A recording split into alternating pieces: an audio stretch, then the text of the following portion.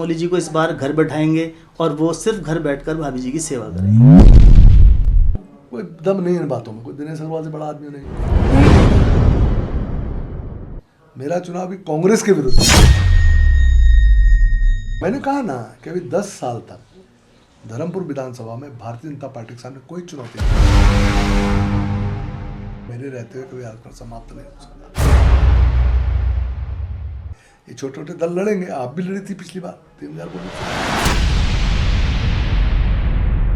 देखिए, उत्तराखंड में विधानसभा चुनाव नज़दीक हैं, सभी पार्टियों ने तैयारियां जोर शोर से कर दी हैं। और धर्मपुर विधानसभा की बात करें तो धर्मपुर विधानसभा में भी सभी पार्टियां उतर चुकी हैं मैदान में। जो प्रत्याशी हैं, कुछ दावेदार हैं, कुछ प्रत्याशी भी घोषित हो चुके हैं यहाँ पर। अभी हम बात कर रहे हैं धर्मपुर विधानसभा से लोकप्रिय विधायक चमोली जी के साथ हैं। चमोली जी, आपको पार्टी ने, संगठन ने प्रवक्ता भी बनाया पिछले वर्ष। विधानसभा सत्र के दौरान मूल निवास का मुद्दा आपने बहुत प्रखरता के साथ उठाया था। यदि बात करें उपनल कर्मियों की, नर्सिंग भर्ती की और अंकिता प्रकरण की, उस पर आपका वक्तव्य नहीं आया कोई बड़ा सामने। नहीं, देखिए, क्योंकि ये सारे विषय पार्टी के सामने हैं और पार्टी ने उसका समाधान भी निकाला है जी। कोई आवश्यक नहीं कि लोगों की जानकारी के लिए हम वक्तव्य ही दें, पार्टी के अंदर भी हम लोग काम करते हैं। इन सारे विषयों को लेकर जहाँ भी चर्चा हुई है, लोगों के साथ बातचीत हुई है और उसके बाद समाधान निकाले गए हैं, उन समाधानों में कहीं ना कहीं हमारी भूमिका भी रही है जी। उसका समाधान हमने निकाला है। तो ऐसा नहीं है, अब कोई पूछेगा तो बोलेंगे, अब वो तो मीडिया पूछेगा तो हम बोलेंगे ना, मीडिया ने पूछा नहीं तो हम बोला नहीं। लेकिन इन सब चीज़ों में हमारी भूमिका रही है और एक जिम्मेदार शहरी के नाते और सब एक विधायक भी हूँ मैं क्षेत्र का, पार्टी का वरिष्ठ कार्यकर्ता भी हूँ। इन सब कारणों से जो मेरी भूमिका बनती है उसको हम पूरी तरह निभाते हैं। देखिए, चुनाव को लेकर सरगर्मियां तेज हो गई हैं। कांग्रेस ने भी तैयारी तेज कर दी है। अन्य दलों के पोस्टर कई दलों के दीवारों पर दिखाई दे रहे हैं और कुछ नए नए नेता भी दिखाई दे रहे हैं। अभी 2 दिन पहले एक नए दल के एक नए नेता, जो अपना आपको स्वघोषित नेता बताते हैं, उन्होंने कहा है चमोली जी को इस बार घर बैठाएंगे और वो सिर्फ घर बैठकर भाभी जी की सेवा करें। देखिए, सेवा तो करनी ही होती है, करनी भी चाहिए। मेरी धर्मपत्नी, मेरे बच्चे हैं, मुझे उनको भी देखना होता है। लेकिन कुछ लोग हैं, बच्चे हैं, नए नए शौक हैं, वो उनको पता नहीं है कहाँ क्या बोलना है। और अच्छा है वो ये बोल रहे हैं ताकि लोग असेसमेंट कर रहे होंगे कि भाई किस में कितने डेप्थ है जी, ताकि आगे के लिए ये चुनाव का जो मैदान सज रहा है, रणभूमि है, क्योंकि वो अपने आप में एक रण है वो भी। तो जितने भी लोग सामने आ रहे हैं, जिस तरह उनके बयान आ रहे हैं, जिस तरह वो लोग मूवमेंट कर रहे हैं, जिस तरह सोशल मीडिया का यूज़ कर, जिस भाषा का मेरे प्रति प्रयोग कर रहे हैं, कहीं ना कहीं लोगों तक वो बातें जा रही हैं और लोग ये एसेस कर पा रहे हैं कि कौन किस व्यक्ति में क्या डेप्थ है, किसके क्या संस्कार है, कौन किस लायक है। तो मेरे लिए तो अच्छा है, जितना खराब बोलते हैं मुझे उतना अच्छा उसका लाभ मिलता है। पिछले 30 वर्ष का आपका चुनावी रथ अनवरत चल रहा है। इस श्रृंखला को आगे बढ़ाएंगे, किसी को मुख्य चुनौती मानते हैं या पूर्व की भांति हर बार की तरह आप इस बार भी विरोधियों को धराशायी करेंगे? देखिए, बहुत स्पष्ट है, मैं राजनीतिक क्षेत्र में लगभग 40 सालों से लगातार काम कर रहा हूँ और यहाँ की जनता का आशीर्वाद, आप लोगों का सहयोग है कि 6 चुनाव मुझे मेरी पार्टी ने लड़ाए, 6 के 6 चुनाव जी मैं जीत कर आया हूँ। तो मानना चाहिए ट्रैक रिकॉर्ड के हिसाब से कि आगे भी चुनाव पक्ष में जाएंगे। किसी प्रतिद्वंदी को, विरोधी को आप चुनौती मान रहे हैं इस बार? अभी तो प्रतिद्वंदी कोई है ही नहीं, मानूं किसको। पार्टी के हिसाब से देखें पहले की स्थिति थी तो माननीय दिनेश अग्रवाल जी मेरे सामने थे जी, तो सारी स्ट्रेटजी उनको लेकर बनती थी कि मुझे मालूम था कि कांग्रेस से कलवाने वाले हैं जी, और पुराने कद्दावर नेता हैं, वहाँ मंत्री भी रहे और पुराने शहरी हैं, उनका अपना एक अलग कद है। अब आज वो भी भारतीय जनता पार्टी के अंदर है। अब उनके आने के बाद वो लोगों का वैक्यूम सा हो गया है जी। तो अभी तो जो सिनेरियो है, आप भी जानते हैं, कोई भी चुनाव लड़ने की बात करें, लेकिन चुनाव होना बीजेपी और कांग्रेस के बीच है जी। चुनाव इन 2 दलों के बीच है और कांग्रेस में भी कोई प्रत्याशी स्पष्ट नहीं है। वहाँ 10-12 लोग हैं जो टिकट की दौड़ में हैं। तो मेरा चुनाव अभी किसी प्रत्याशी के विरुद्ध नहीं है, मेरा चुनाव अभी कांग्रेस के विरुद्ध है। भाजपा वर्सेस कांग्रेस वहाँ चल रहा है जी। और भाजपा बहुत मजबूत स्थिति में है। हाँ, जब प्रत्याशियों का निर्धारण हो जाएगा उसके बाद तब उस तरह की बात की जा सकेगी, लेकिन अभी तो पार्टी लाइन का इलेक्शन वहाँ पर है। एक तरफ बीजेपी खड़ी है, बीजेपी में एज ए विधायक अभी हुई हूँ जी। बाद में जब पार्टी कैंडिडेट तय करेगी मुझे करेगी तो मैं रहूँगा, किसी और करेगी तो उसको करेगी, वो पार्टी तय करती है। जैसा कि कांग्रेस पार्टी के दो बड़े दिग्गज हैं, उन्होंने संकेत दिए थे धर्मपुर विधानसभा के। हरीश रावत जी ने भी जिस तरह से कहा था कि मुझे मंडल अध्यक्ष बना दो, मैं वहाँ सेवा करना चाहता हूँ, और हरक सिंह की भी दावेदारी वहाँ से दिखाई दे रही है।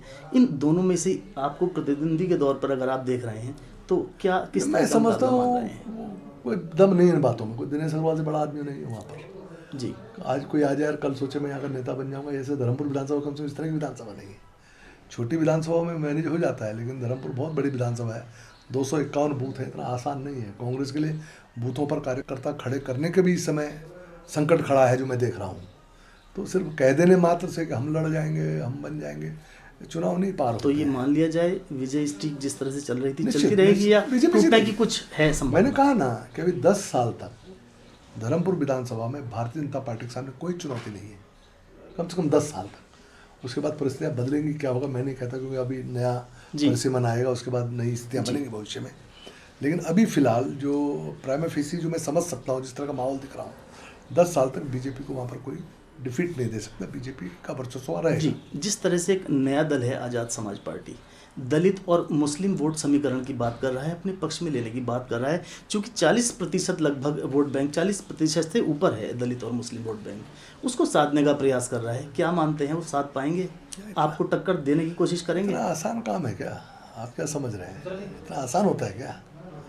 यहाँ पर कहाँ पर है वो दल? बताओ ना, देहरादून में इतने चुनाव हो चुके, कहाँ है यहाँ? जी ठीक है, कुछ लोगों ने आके हल्ला कर दिया, 4 नारे लगा दिए, इससे कोई दल? बीते दिन हमने एक पॉडकास्ट पर विश्लेषण किया था भारतीय जनता पार्टी को लेकर, और आपकी जो विजय स्ट्रीक है उसको लेकर भी उसमें चर्चा का विषय यही रहा था कि कोई लगता नहीं है अभी दूर तक फेस जो स्ट्रीक को तोड़ पाएगा।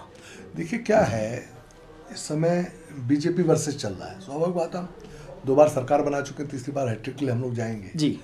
तो उसमें अगर जो भी वोट डिवीजन होगा जी, अदर देन बीजेपी जी, वो बीजेपी को ही लाभ देने वाला है जी। और कोई वोट ऐसा नहीं कि जो अचानक उठेगा और कोई 50-60 हज़ार वोट लाकर कोई चुनाव जीतने की स्थिति में आएगा। ये वहाँ की स्थितियाँ नहीं है।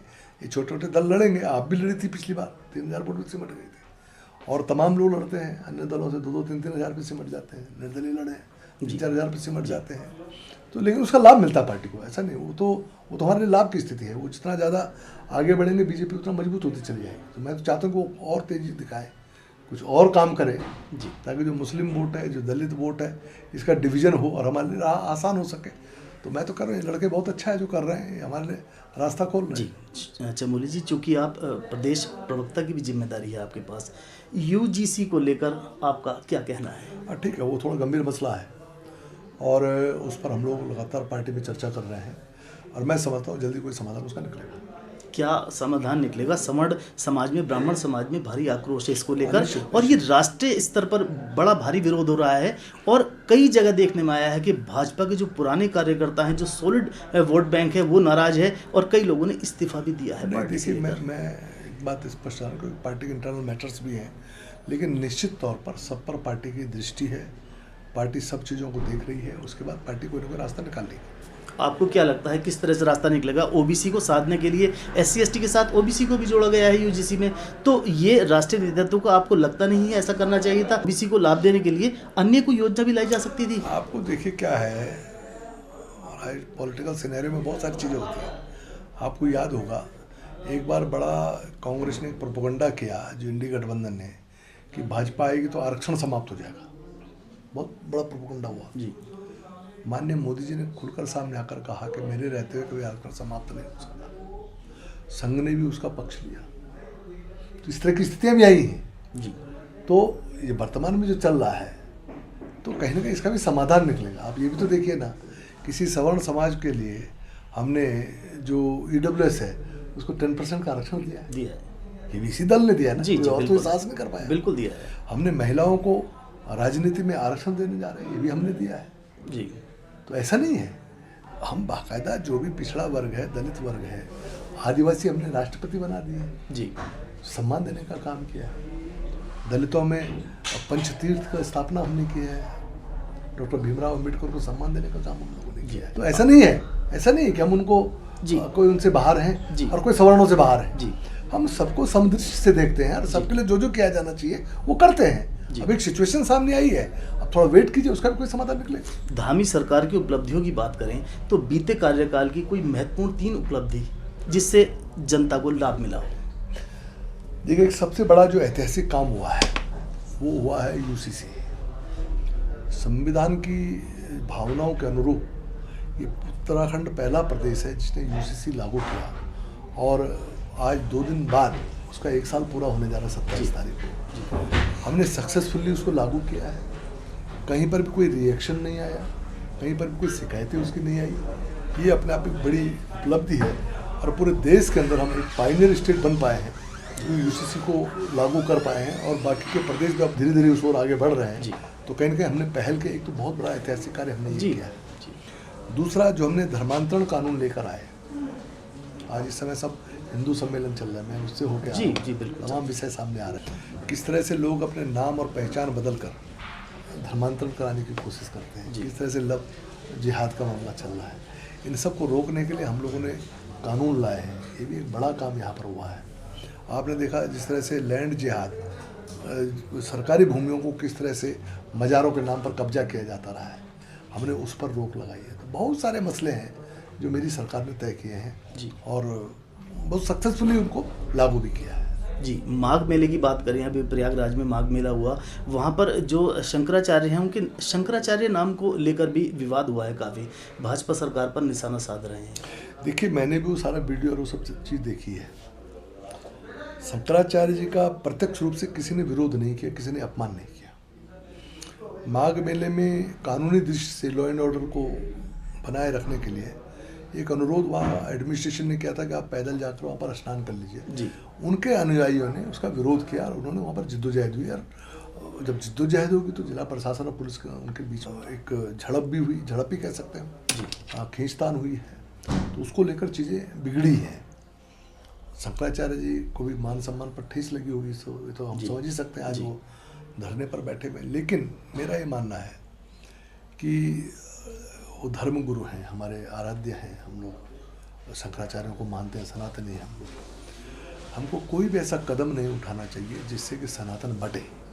जी, आज देख रहे हैं जो सनातन को पानी पी पी के गाली दे रहे हैं वो शंकराचार्य की बात कर रहे हैं। जी हाँ, जो राम नाम का विरोध करते हैं वो शंकराचार्य। 2015 में इन्हीं शंकराचार्य के ऊपर एक दल ने जो लाठियां बरसाई थी, आज वो इनके प्रतिनिधि के तौर पर वो बगल में खड़े हैं, क्योंकि उनको मालूम है कि इस तरह से सनातन प्रेमियों को हम बांट सकते हैं, क्योंकि वहाँ पर सिर्फ और सिर्फ राजनीति होती है। जी, तो हमको कोई भी ऐसी परिस्थितियां खड़ी नहीं करनी चाहिए कि जो लोगों को मौका मिल सके। मुख्य प्रश्न वो यह है सरकार की चमोली तरफ जी, से भी और उनकी तरफ क्या ऐसे धर्म गुरुओं को राजनीतिक बयान देना कितना उचित है? नहीं देना चाहिए, बचना चाहिए, क्योंकि वो हमारी आस्था के केंद्र हैं। अगर और राजनीति में तो पक्ष विपक्ष होता है जी, अगर हम पक्ष विपक्ष में बट जाते हैं तो फिर आस्था कमज़ोर पड़ जाती है जी। तो धर्म गुरुओं को ये मानना चाहिए, उनको पूरे सनातन के वो आधार स्तंभ हैं और उनके एक एक कदम से, एक एक बयान से पूरे धर्म में आस्था पर प्रभाव पड़ता है। वो नहीं करना चाहिए, ऐसा मेरा मानना है। जी, अंत में मैं कहना चाहूँगा, विनोद चमोली जी, एक प्रश्न है जो विनोद चमोली जी के मजबूत स्तंभ को हिलाने की बात कर रहे हैं 2027 में, जिनकी क्षेत्र में कोई पहचान नहीं है, ऐसे लोगों के लिए क्या संदेश है चमोली जी का? मेरा ये कहना है, उनको राजनीति का शौक है, हो सकता है लोगों को थोड़ा सब्र के साथ काम करें, समाज में काम करें और प्रभु आने वाले समय उनकी इच्छा पूरी करें, लेकिन अभी इट इज़ टू अर्ली, अभी उनको उसके लिए तैयार होना चाहिए, मेरा ऐसा मानना है। धन्यवाद चमोली जी, उदय प्रभात के साथ बात करने के लिए। फिर कल नए किसी चेहरे के साथ आपके साथ जुड़ेंगे। जब तक के लिए आप देखते रहें उदय प्रभात।